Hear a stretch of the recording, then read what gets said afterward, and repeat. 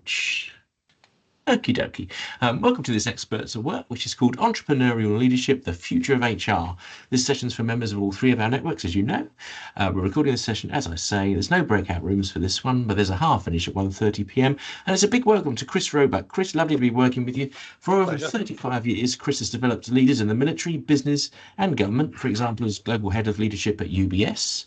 He's been recognised as one of HR Magazine's most influential thinkers 10 times on their annual awards, and he's now a leadership speaker and advisor, having spoken to over 25,000 leaders across 29 countries on how to accelerate organisational success, and not least on how HR can be more entrepreneurial to be a catalyst for that. So without further ado, send us questions and suggestions via the chat throughout. I'll keep an eye on those. Chris, please put yourself on mute for now if you haven't already. And Chris, over to you with many thanks again. Well, thank you everybody for taking your valuable time out to listen to some of the things I'm going to say. What I want to do is I want to sort of pull together all of my insights over my entire career that have sort of been focused on getting us to a point where we can make HR more impactful, more credible, get more done, and actually have less stress in our lives than we currently have. Because I was chatting to Jo Burrell last week about her report that says that HR professionals are 2.5 times more likely to have mental health issues than everybody else in the workplace. So hopefully what I'm going to say will help us towards that. Now, because I like to find out what people I'm talking to are thinking about, I'm going to ask you as we go through a few questions on Slido. So if you could zap the QR code with your mobile phones, that would be really good. And I will just give you 30 seconds or so to do that. Let me know, is everybody getting in there with the Slido? Okay.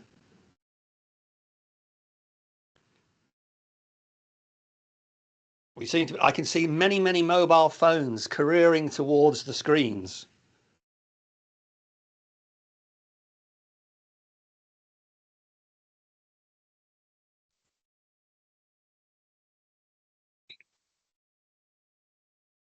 Okay, I will make the assumption that everybody's in. Nod your heads if possible, yes. I'm in, but there's no active polls at the moment. That's probably what you expected, Chris, I presume. Yeah, no active polls, but I just need to know you're in because I don't want to panic when I give you a poll and then suddenly say, no, I'm not in. So let's get going. Okay. This is the Shrine to HR. Probably very few of you recognize where this place is. This is a place called Ann Arbor in Michigan. And this is where my transformational change of perspective as HR took place. Ann Arbor, Michigan, Dave Ulrich. When I was global head of leadership, I took 6 of my team over to Ann Arbor for 2 weeks to genuinely look at what HR needed to do to be business focused, to be proper HR business partners. And I spent a great time with Dave over there. I will just give you one snippet from that experience. On the first day, we did not discuss HR at all. The first question we were asked was this: what are the brand promises that your organization gives to its customers? Question 2, how is your organization fulfilling those? And do you think it could fulfill them better? Which was an interesting question for a group of HR professionals. And to carry that forwards, which you'll see, I spoke with Dave at a conference where the omnipotent Perry Timms chaired the event, talking about human capability, which we will lead into in a minute in terms of taking HR forwards. As Richard has said, I speak to many leaders around the world, and I ask them, what are your classic problems? What are the things that are making you stressed? And fundamentally, any place, anywhere, any culture, any sector, it is these 2 phrases: too much work and not enough time. And that pervades everything that leaders do, and also we as leaders in HR, and indeed HR professionals. One of the challenges I think we have in HR is enabling our line leaders to be able to effectively do what we want them to do. If we go into the head of a standard line manager, and it's worth mentioning at this point that I actually did a 6-month part-time neuroscience course, which helped me understand what was going on up here. There is a limit to our cognitive ability to keep things going around up here. And if we look at a line manager, they're going to have their own tasks. They're going to have the team tasks. They're going to have strategic issues they need to think about. Suddenly, they're going to have unexpected dramas. And of course, they are human beings. So underneath all that is what's happening at home. The children from school, the dog to the vet, the car's breaking down, whatever it happens to be. Now, that's quite a lot to keep ticking over in your brain. But then the challenge is that this then builds up. As it builds up, people get more and more stressed. You all know that. We've seen it. We've seen the data. There's burnout amongst the line manager community as well. What is interesting is that as that level of stress, as that level of too much work and too much time builds up, it has significant organizational impacts. This is from all sorts of different studies from different sources. And the negative impacts are substantial.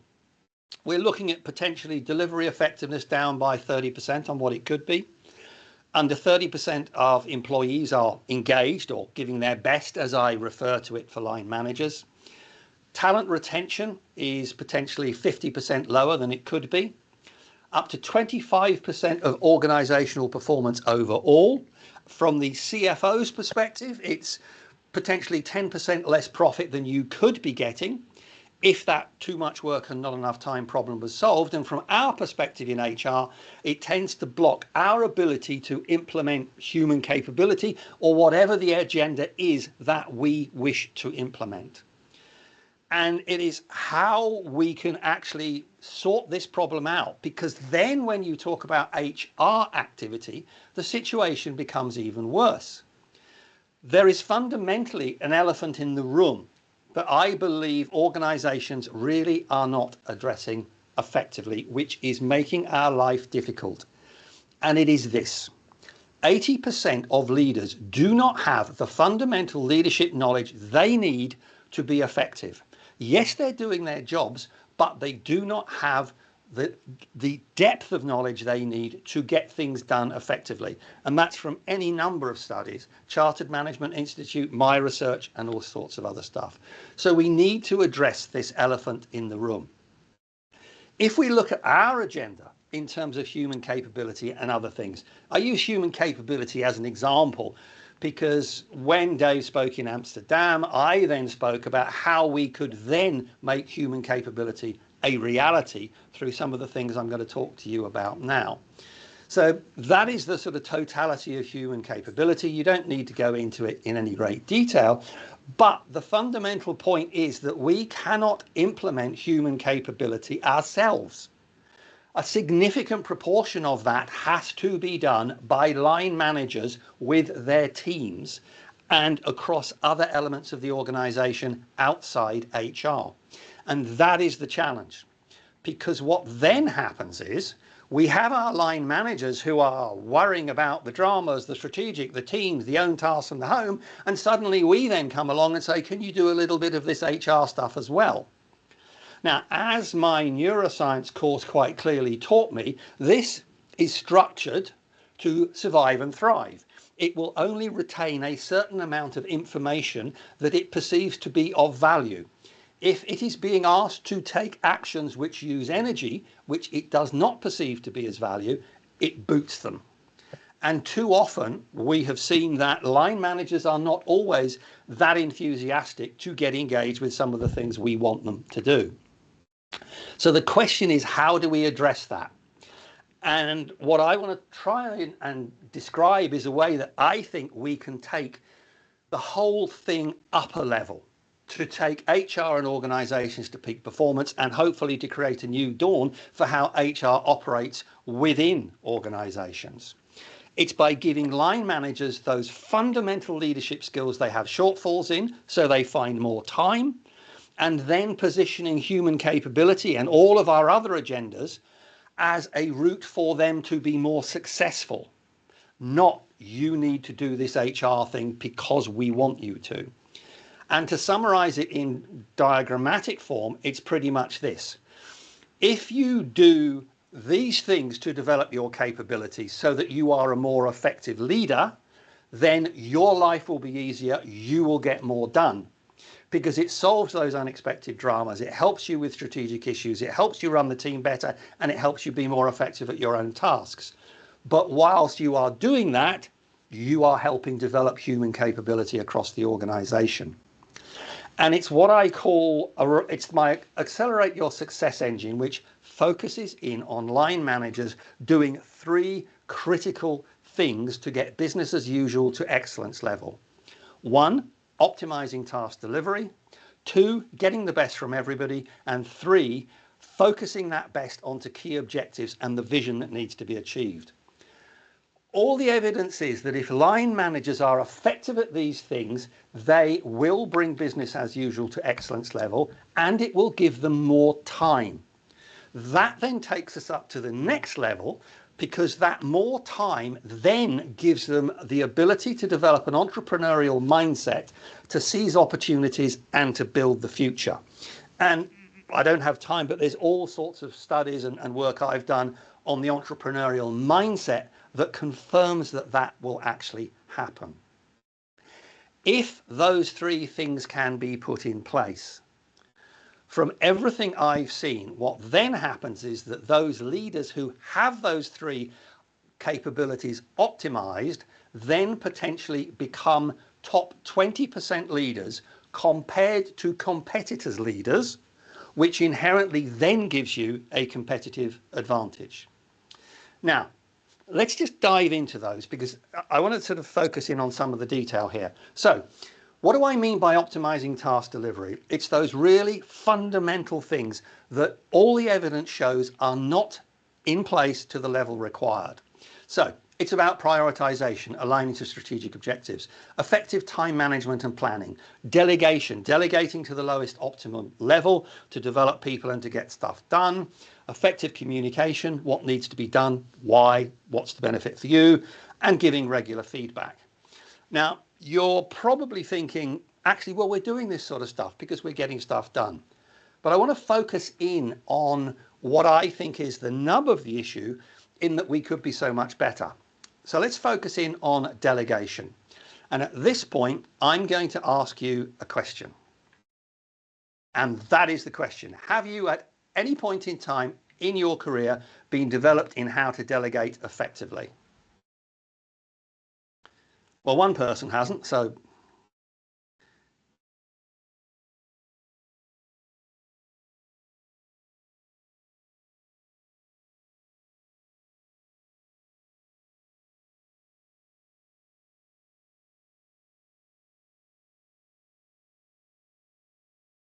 that's about ballpark for every audience I speak to around the world. In fact, actually, you know, as a group, you are doing slightly better, because the yes is normally 22, 23%. So compliments to you.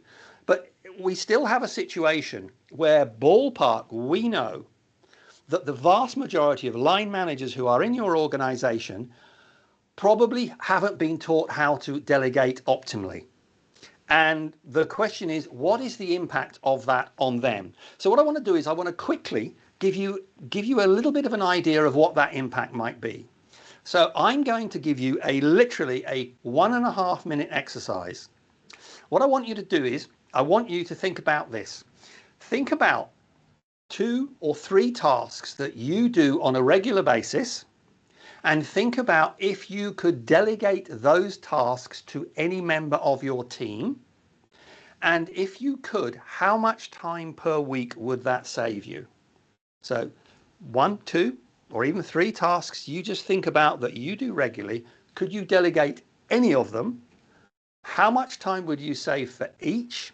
And what would the total time saving be? Let's go. And when you know, put it into Slido.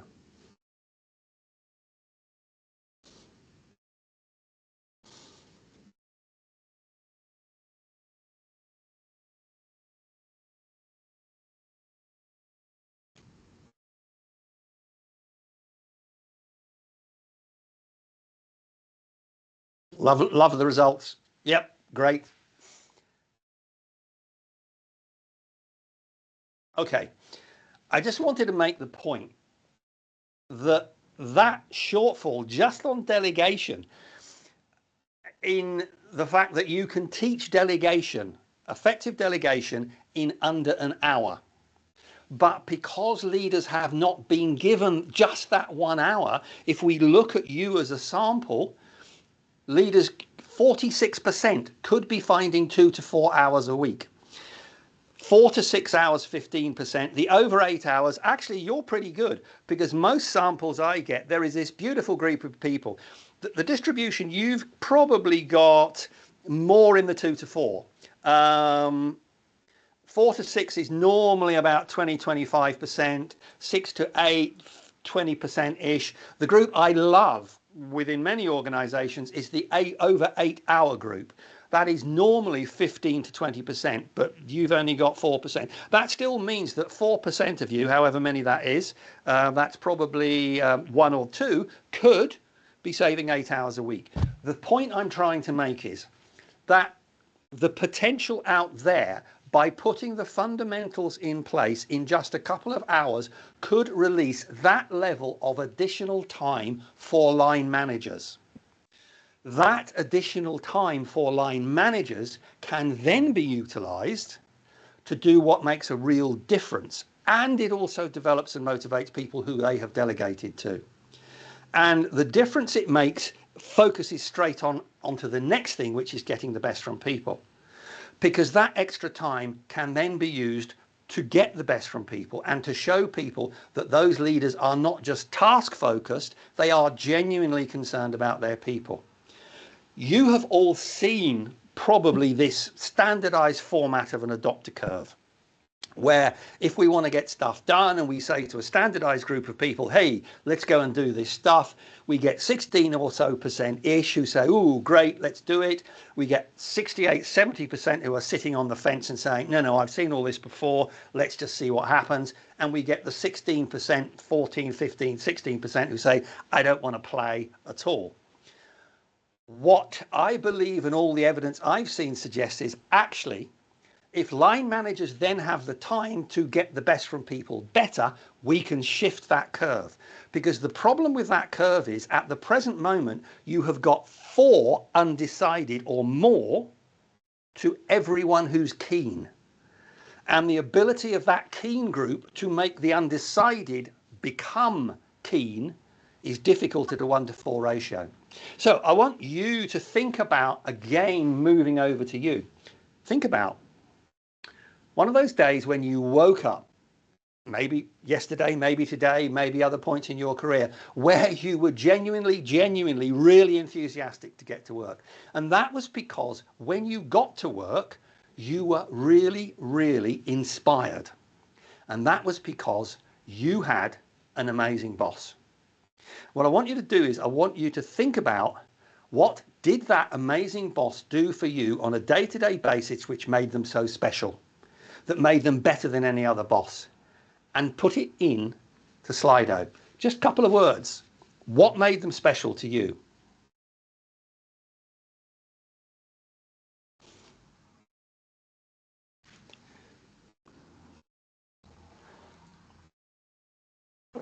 Classics, absolute classics. Yes, yes, beautiful.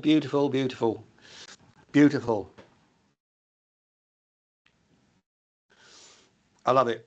Role model, trusted, autonomy, positive and enthusiastic, feedback, supported, gave. Yeah. It's interesting, the empowerment economy, autonomy keeps coming out, listening keeps coming out, feedback. Okay, because we're short of time, you can see those on the screen. What is really interesting is consistently, bang in the middle, any audience, anywhere in the world for the last 10 years, in the middle is trust and empowerment in some sense. So what I find mind-blowing is, as I say, every single time I ask this question, I get the same list.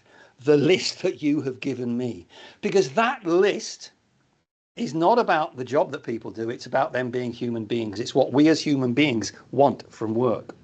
So effectively, you've given yourselves a list of things which, if you do with people and if your line managers do with people, because they will give you the same list, those actions will get the best from any human being pretty much anywhere in the world at any point in time.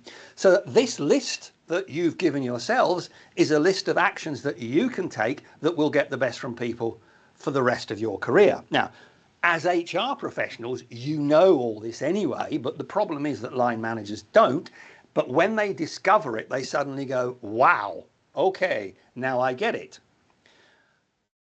I said I knew what you were going to say, because this is a summary list of all the lists I've been given over the last 10 years from all of those thousands of leaders around the world. And if you look at that list, they are pretty much the same things. Maybe words are slightly different, but listen to me, ask for ideas, trust, integrity, empowered me, all of those. The one I do like is the one about understood when I made genuine mistakes. But if you look at that list, and you'd have pretty much got all of those if we had more time, that list is consistent. The reason they're color coded is sometimes I ask people to talk about, okay, so how much of this is the sort of just the job, but how much is the emotional relationship creation between the boss and the individual?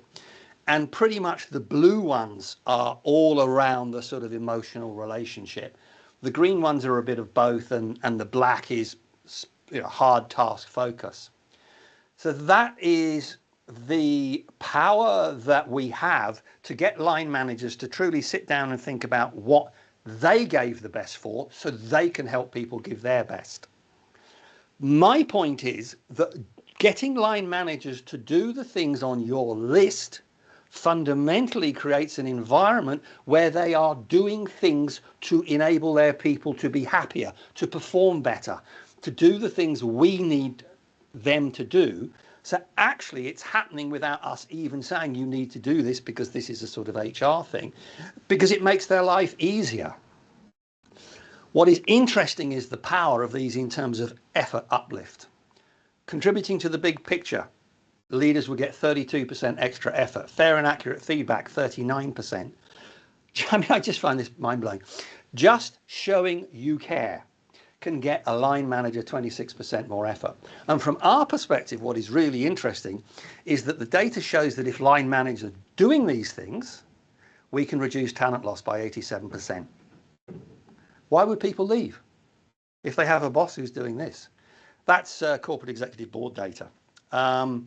So if we then if we build this up across a wider population in an organization where lots of leaders are doing this, we're looking at getting 30% more effort from 60% of people.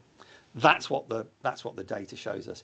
And probably, you know, from your experience, you're going to get quite a lot more effort from quite a lot of people when you see really good leaders who are doing these things. Our challenge is to get all of them to do more of these things. What is interesting is that emotional element. And here's a couple of figures I'll throw in that will make you think. An employee's decision to give high performance is 60% rational, but it's also 40% emotional.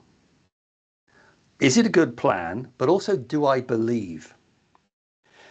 Once they've decided to commit to an organization, it's then very interesting. What is that commitment based on?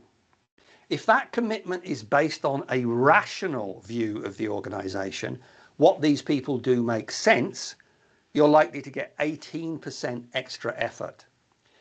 If it's based on belief in what the organization is doing, the figures suggest well over 40%. That shows the power of emotion that we too often forget in terms of helping our leaders be more effective. This is the simple transformation that enabling leaders to do those things better gets amongst people. And that transformation has so much power. If I look at all the statistics I've seen on what happens if leaders are enabled to do those things more effectively, It hits every single possible area of organizational performance you could imagine. Everything from just change and transformation to risk management. And I mean, yes, risk management. I did a big keynote for the offshore energy industry, looking at the research around engaged employees and how leaders operated. The facts are simple.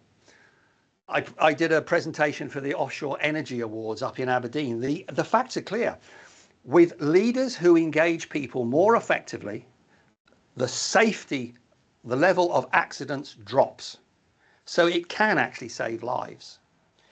In terms of CFOs, who are an audience we are interested in, getting these things right can put 10 to 15% on bottom line for free, because this isn't really costing you any extra money. It's just enabling leaders to do things better. And of course, it grows human capability. The beautiful thing is also that we discovered at UBS that creating an environment like that means that all of a sudden you have every single employee who wants to be a proactive brand ambassador. And the impact of that out in the wider world is phenomenal, as we found. I just want to dive in to explain why this works, because I think it's important. And I said to Richard, I think all HR leaders, and in fact all leaders, should do a couple of hours on psychology and neuroscience so they have people's brains with them rather than against them. The simple psychology of reciprocation. You do something I view as positive, I pretty much automatically will respond positively. And when you see I'm responding positively, you think, well, that went down well, so I'm feeling good as well. And we're in a virtuous circle powered by serotonin and cortisol. The impact of creating that feeling is truly unbelievable. What is happening in people's brains when leaders are doing those things on your list is that it literally takes the brain up a gear. What is happening is that in people's brains, because that environment is so beautifully enjoyable, inspiring, what is happening is that in people's brains, new neural connections are being created all the time. Their brains are actually speeding up. There is evidence that their brains are actually growing, and it doesn't matter what age you are, because of that positive environment that leaders are creating, because they have time to do that, because they have the fundamentals in place. And this, and I mean, hopefully this creativity, this new ideas, this new thinking, this is what's happening in your brain at the present moment in time, hopefully. It grows capability. It grows creativity. It builds trust and commitment. It helps learning from mistakes. It creates this belief in what the organization is doing. And fundamentally, it creates a growth mindset. We go back to the adopter curve because what I think is really, really powerful is if leaders do these fundamentals better and are then able to focus on people better and are then able to understand those simple day-to-day actions, we actually move our adopter curve. We move the adopter curve so we only have 2 undecided for everyone who's keen. And at a 30%-ish keen group, early adopter group, you're at the tipping point of making things pretty much likely to happen because you've got enough momentum in that group of people. Does it work? Just to give you a little example. The things that I've just spoken about, I was asked to help a UK house construction company owned by private equity implement. And they were basically told you've got 2 years. If you don't crack it in 2 years, that's it. You're dead, chopped up, gone. Just the things I've shown you, we put in place. And what happened was that the figure for I would recommend this as a great place to work for friends or family, just by the things on your list, went up from 40% to 82%. Just those simple actions being done more effectively by leaders. Quality improvements were significantly measured. Faults dropped. And faults in the house construction company are a killer because people have to go back to fix them. Customer feedback improved and profits went up. It's just a simple point that those things matter. But where leaders are not doing those things, you've seen it, toxic leadership, we have a fundamental problem. Because rather than serotonin and cortisol, we get adrenaline. And adrenaline literally causes our conscious to shut down because our subconscious is sending messages, I don't like this, I don't like this. You've all seen it before, but the impact of that on the brain is actually, it slows people's brains down, which is not what we want in our organizations. Finally, picking up on how we focus onto strategic objectives. One of the things I think is really frightening is the degree to which too many leaders tell people, you just focus on your job. Doesn't matter. You just do your little part. You just do your job. In so doing, they are missing the big picture. Those employees are missing the glorious and inspiring big picture. The big picture that has so many benefits if their leaders bother to explain it to them. From breaking down silos to creating one organization, to enhancing agility and adaptation because you can still see the destination, to grow customer focus because even if you're not customer facing, you can see the customer out there, to build problem solving networks. And really interestingly, if you can use the big picture to break down silos, the evidence is you can potentially increase effectiveness by 50%. At UBS, we utilized these and we developed entrepreneurial leadership because those things were in place. Leaders had a little bit of time and we knew we were missing our market opportunities. So what we did was we looked at the behaviors that I had experienced early on in my career, developing leaders within the world of startups and SMEs. And we helped leaders, the top 500, start to understand these behaviors and replicate them. We're talking about everybody takes responsibility for success, optimizing risk, not minimizing risk. Everybody is a brand ambassador for the organization. Everybody understands the whole organization. Everybody's constantly innovating and being creative. We're keeping it simple. All of those things that small organizations have to do to survive into a large corporate.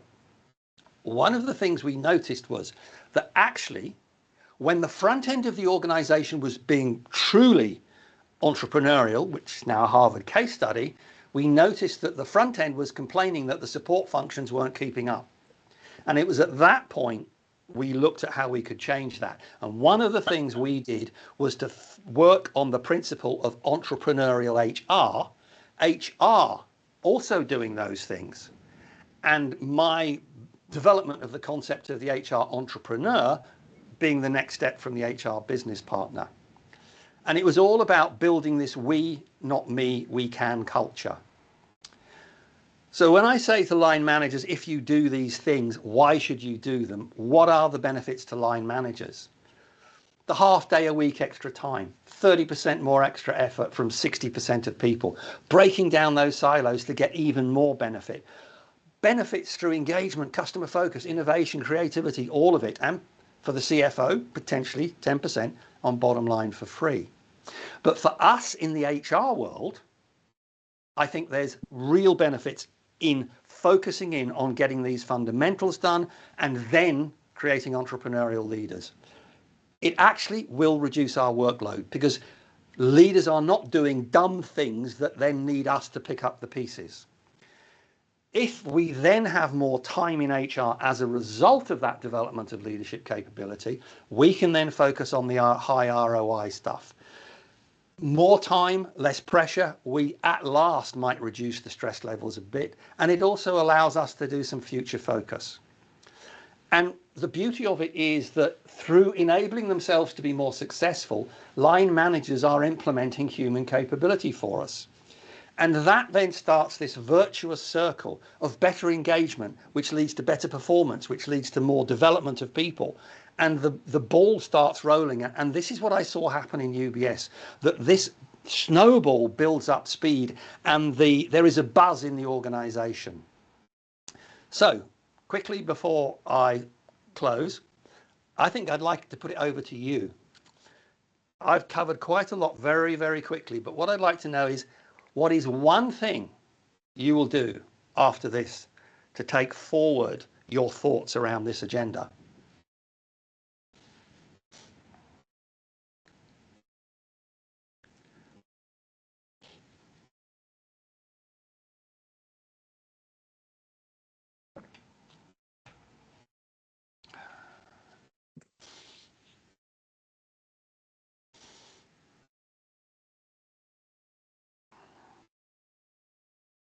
Great stuff there. I mean, sorry, I somewhat sort of set you up for the delegation training to come in at the end of what I was saying. That's not the only thing that needs to be covered, because when I speak to leaders around the world, I give them much of the stuff I've just said to you, so they get that adopter curve in their head and they know what they have to do. They have their own list, like you have a list, and they then say, right, I will go away and I will look at the actions on that list and I will consider if I can do more of them. There's some really great stuff here. We need to move on so you've got time for questions. But if you think about the total, essentially, when I speak to leaders, they get what you have just got, less the piece at the front about line managers' heads exploding and how we can get them to do human capability. But the other elements, too much work, not enough time, and all of the rest of it, when line managers see that, it suddenly becomes clear in their heads, I understand. I have to do things through people, not be totally task focused. So what I'd like to do is, if you have a look, top left-hand side of your Slido, there's 3 buttons up there, 3 lines. If at any point in time, whilst we're still connected, you go into those, it will give you a link to my LinkedIn, my website, where there's some articles on entrepreneurial HR, psychological safety, all sorts of stuff that are currently going on. A podcast which has got some amazing leaders on talking about how to get the best from people. When I say amazing leaders, I mean former chairman of HSBC, former president of the International Committee of the Red Cross. Who else? The guy that's currently doing the LA Olympics in 2028, the Prime Minister of Bermuda. It's that sort of mind-blowing level. So that's there. I just want to finish off with one thing. When I'm asked about leadership and what is the heart of leadership by leaders, and I believe that we in HR, we get this, but many leaders don't. It's about 2 questions. And I want to just show you an ultra short clip of something I did, which links to that. This is 800 people. 799 are all doing something different from the other 800.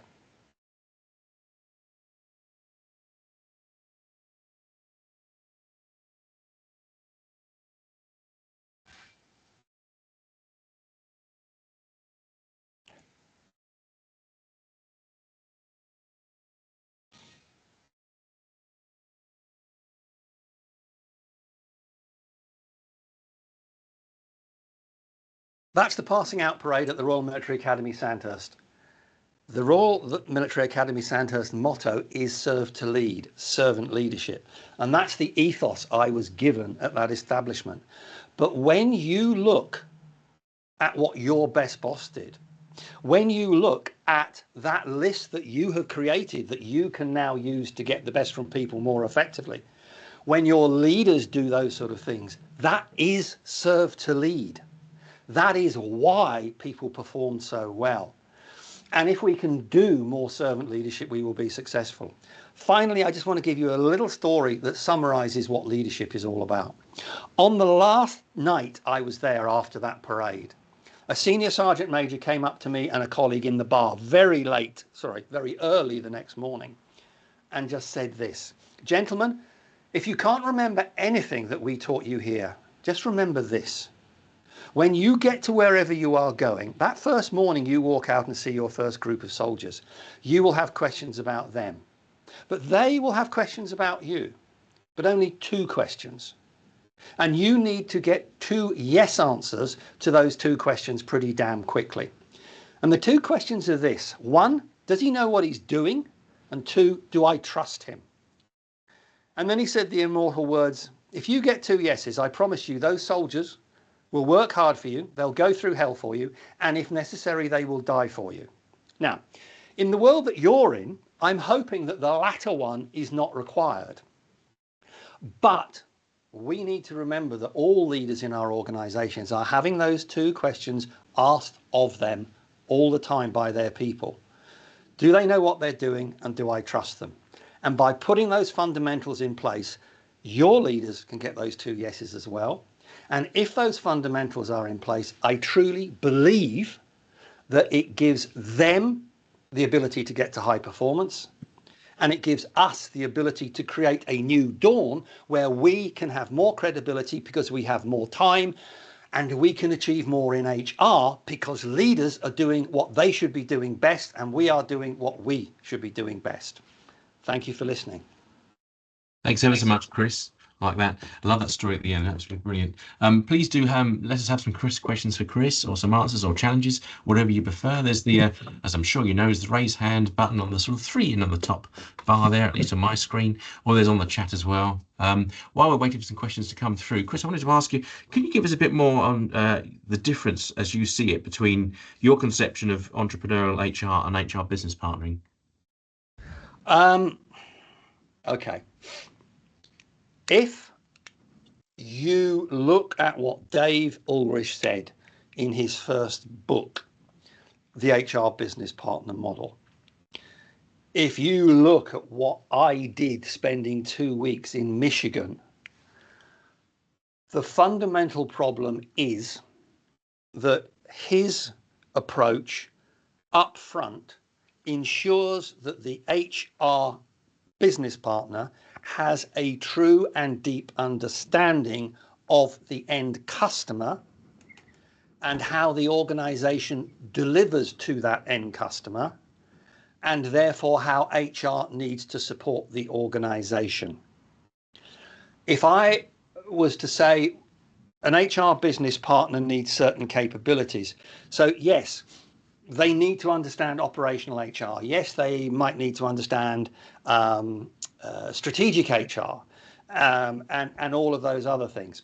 If you take your standard HR business partner in terms of the likelihood of having good capability in those things, if you take truly understanding the business, you take HR knowledge, you take other knowledge, all my experience tells me that if you take how big the shortfalls are, so an HR person will understand HR operational stuff, but the likelihood is they have a massive shortfall in the understanding of the business. The problem is that we don't make up that shortfall sufficiently, as Dave did when I went to Michigan. Because no one, as an HR person, no one had ever said to me, what are the brand promises your organization gives to its customers? I would think if I sat in front of most HR audiences and asked that question. So the problem is we're taking 80% of the HR business partner, but we're not doing the first 20% that is fundamental as well as we should. My view is, using the phrase HR entrepreneur, that then emphasizes the importance of that front end business part. Because if you can understand what the customer is doing, then you start thinking more entrepreneurially, which is what entrepreneurial leadership does. Does that make sense? Yes, it does. But I think there's I don't want to bore people with, by droning on here, but I have at least 2 more questions. But I think, for the love of God, somebody come in, because I don't want to hog it. So I'm going to park those just for a minute, Chris, and thank you. Who else would like to come in?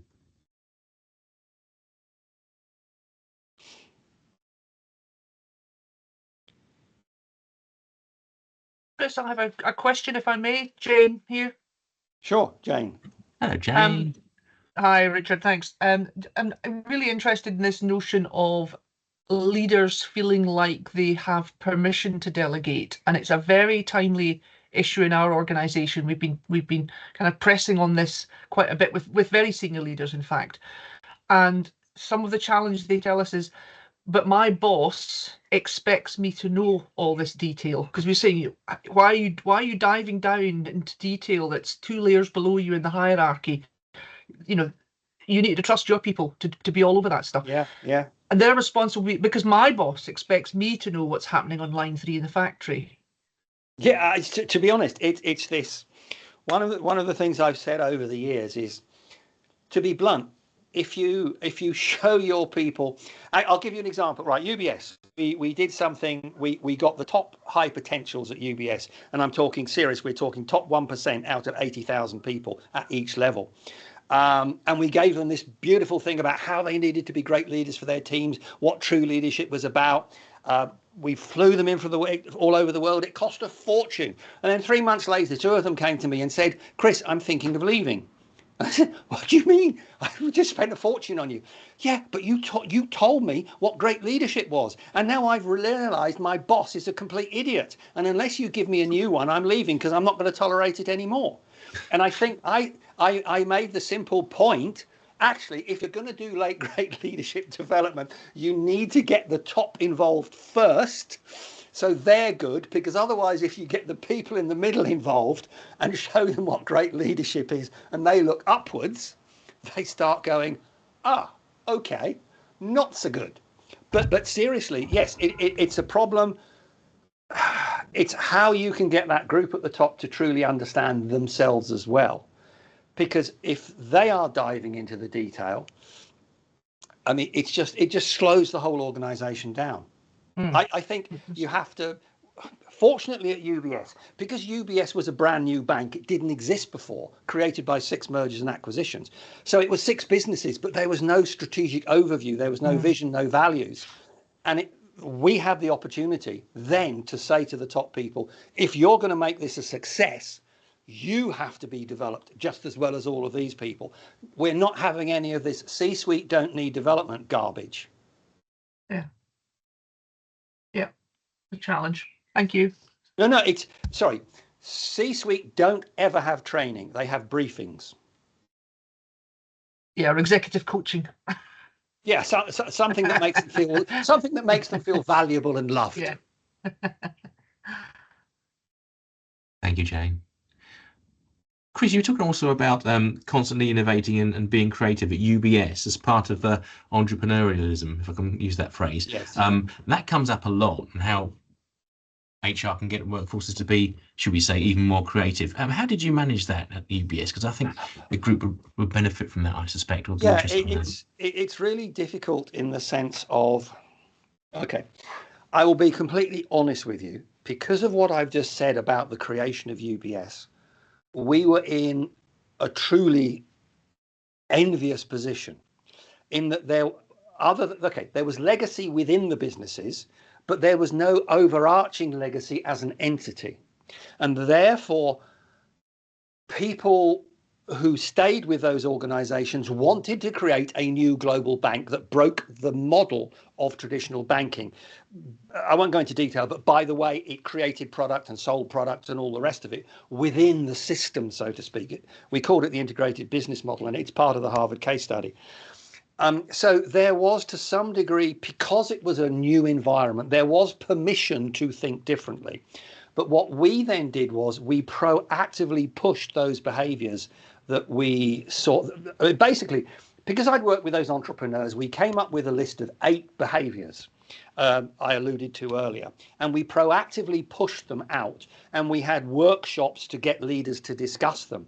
And at the senior leadership program, we got those discussed. But all the time, the focus was on new ideas. Quick example. So top 3 leadership programs for the top 500. Understand, leverage the whole organization, deliver world-class customer service, be a world-class leader. Bang, nothing else. Those are the 3 things we want you to do. On one of those, we'd have people from all over the world, never met each other before, but they were 3 levels below board level, many of them, where the rubber hits the road. And what we did was we put those people together, we talked about commonalities, and we then said, in the breaks, I want you to think about how you can help the other people in the room, how you can develop business ideas. What are things you're doing these people could be doing on the other side of the world?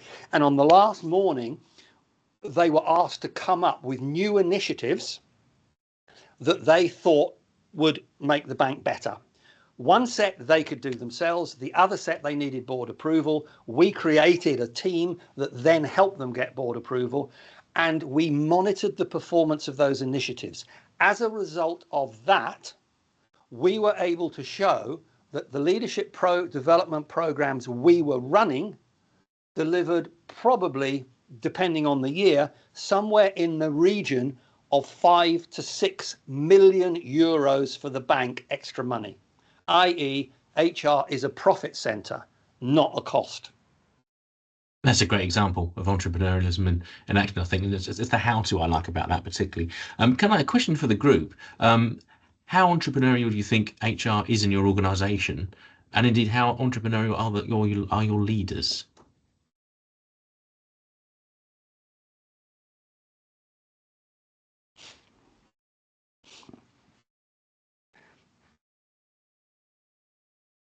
You see, Richard, I think the challenge is this fundamental stuff. Okay. If you've got too much work, not enough time, you can't be entrepreneurial. Right. That's what we spotted at UBS. That's why I had that epiphany that said, actually, why are these people just going around in circles? What's the fundamental cause? And then it suddenly hit me, whoa, you've been to Sandhurst, because at Sandhurst, you get the fundamentals first. They teach you how to get stuff done before they teach you how to lead. I think there's a lot in there. I think the other thing that struck me about your UBS example was the context you were in, which you outlined. So whether it's smaller businesses or whether it's the fact it was a new bank, there was an impetus, there was an energy, there was a momentum there because of the context you were specifically in. So the question for me, to tell me if I'm wrong, is how do network members replicate that? So, for instance, if they're not in that position, I mean, they might be, but say the organisation isn't in that particular point of energy, shall we say? How do you replicate that to allow the framework to thrive? It's more difficult, but in the end, we go back to the sort of simple human cost-benefit analysis that we make all the time, which is, and this is why I speak around the world, because the responses I get. I mean, I had the deputy HR director of Vodafone a few years ago. I did what I just said to all of you, but I did it for CFOs and CEOs, and it was entitled, "How would you like 10% on bottom line for free?" And the deputy CFO of Vodafone came to me and he said, "Why did nobody tell me about this?" He said, "This is madness. I should have heard about this years ago. This is a license to print money." And I think there is an opportunity, if you think about it carefully, to position something like this with the CFO, to say, look, all the evidence is that if we do this stuff that costs virtually nothing, we can make lots of extra money. How does lots of extra money without much investment sound from a financial perspective? Sorry, I'm a part qualified. I did economics, and I'm a part qualified accountant. I didn't finish because I got slightly bored with accountancy and joined the army, which was a slightly mad move. But I mean, you do mad things when you're young. Give us one more thing. Do come in, anyone else, if anyone else has a question. But let's aim for the finish. Chris, tell us a bit more about optimizing risk and not minimizing risk, because so much of HR's responsibility is about minimizing risk as well. I think it's interesting. I was many years ago, I was asked to go up to Sellafield, the nuclear reprocessing plant, and sort of talk to the HR profession. And you talk about minimizing risk. Inherently, the culture at Sellafield is we don't want any risk, for obvious reasons. We don't want the people of Cumbria to glow. So that culture had pervaded the HR function. And what was happening was the HR function was virtually at a standstill because they had got that ethos of no risk at all. And what we discussed was, well, no, you're the HR function. You don't have to get it right all the time, because otherwise you can't function. There's a tipping point of which getting it any more right than this tipping point is going to slow the whole process down. And this applies straight. Example: performance management or high potential selection. I've seen organizations that will have, I don't know, they'll ask line managers to fill in 15 questions to do high potential identification or something. And I just said, no, you can do it in 6. And they say, no, it's not accurate. And then you ask the fundamental question, okay, fine. So if you're asking them 15 questions, what do you think is your accuracy and completion rate? Because I tell you what, most line managers are going to get bored by question 10, if not before. Whereas if you do 6, you're going to get a sensible answer that is, okay, 80% right, but you're going to get 100% completion. And I think we need to think about the degree to which we are tolerant of an element of risk, given what the potential consequences are for it going wrong. Now, clearly, within a global bank, there are certain parts of the bank where there are legislative and regulatory requirements where the risk has to be completely minimized. But there are other things where, or as much as possible, but there are other places where it doesn't have to be. When I worked in the NHS, absolutely same applied. Certain parts of HR were applying the sort of approach that clinicians would apply. We can't tolerate any risk in the operating theatre. Yeah, okay, fine, you're in the operating theatre, but if you're in the HR department, to be blunt, lives don't actually depend on you. So there's a risk tolerance. Does that make sense, Richard? Yeah, it makes perfect sense. It's a good answer. Thank you, Chris. Thank you so much for doing this session for us. That was a lot of food for thought. We'll send the slides around the recording shortly. Please do leave us some feedback. Always good to see you. Chris, stay on the line so you can see the feedback, if nothing else. And we'll see you at the peer conversations in June, which for the HR directors is tomorrow. Everyone else a bit later in the month. Thanks ever so much for coming. Anyone get in touch with me, please, because we've only had a short time if you want to continue the conversation. Thank you. Thank you. Thank you. Cheers.